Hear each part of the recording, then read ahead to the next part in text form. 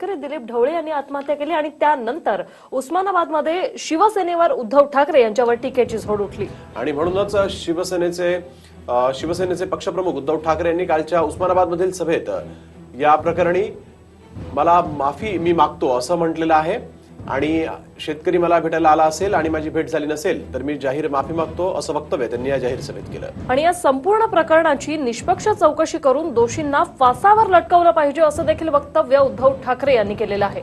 दरम्यान उस्मानाबादच्या कसबे तळवडे गावातील दिलीप ढवळे या शेतकऱ्याची फसवणूक झाल्यामुळे त्यांनी गळफास लावून आत्महत्या केली होती आणि शेतकऱ्यांनी आत्महत्या केलेल्या घटनास्थळावरून खरं तर 2 सुसाईड नोट सापडल्या होत्या। एका सुसाईड नोटमध्ये शिवसेनेचे उस्मानाबादचे उमेदवार ओमराजे निंबाळकर यांचं नाव होतं तर दुसऱ्या सुसाईड नोटमध्ये शिवसेना पक्षप्रमुख उद्धव ठाकरे यांचं नाव लिहिण्यात आलं होतं आणि त्यानंतर खरं तर ही खळबळ उडाली होती।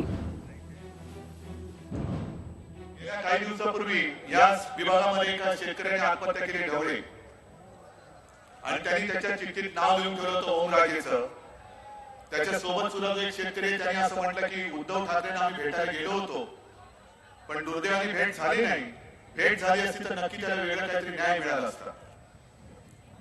असेल सत्य असेल ते मला भेटायला आले असेल दुर्दैवाने माझी भेट झाली नसेल मी त्यांची माफी मागतो पण एक तुम्हाला सरळ मी वचन देतो की ढवळेंनी जी आत्महत्या केलेली आहे तो जीव मी वाया जाऊ देणार नाही अजिबात जाऊ देणार नाही।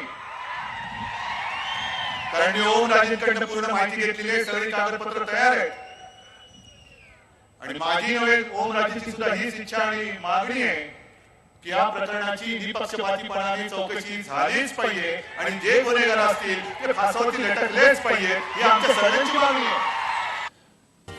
हा व्हिडिओ तुम्हाला आवडला असेल तर असे आणखी व्हिडिओ पाहण्यासाठी TV9चं YouTube चॅनल सबस्क्राइब करा, बेल बटन दाबा, ताज्या घडामोडींसाठी लॉग ऑन करा tv9marathi.com।